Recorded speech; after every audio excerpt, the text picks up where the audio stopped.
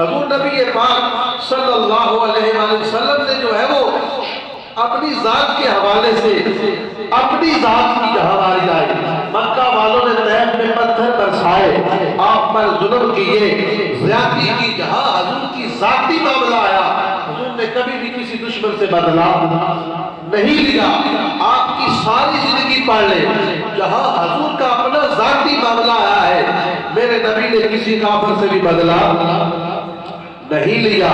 اپنی ذات کی خاطر کسی سے جھگڑا نہیں لیا۔ کہتے ہیں ساڑھے نال اونچا بولیا جو میں ساڑھی تے شان شیان ہی نہیں، ساڑھے نال کوئی اونچی آواز نہ بولے، میرے نبی اونچا بولنا تے اونچا بولنا کافر دا، کافر نے مار مار کے لہو لہال کر دیتا،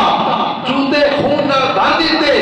میرے نبی نے پھر بھی انہوں معاف کر دیتا اور انہوں نے دعائے رحمت کی تھی۔ تو نبی پاک صلی اللہ علیہ وسلم جہاں اپنی ذات کی بات آتی وہاں معاف کرتے، جہاں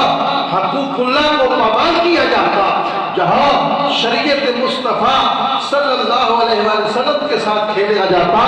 پھر آپ کا جو غصہ تھا، جو غضب تھا، اس کا سامنا کرنے کے لیے کسی میں ہمت بھی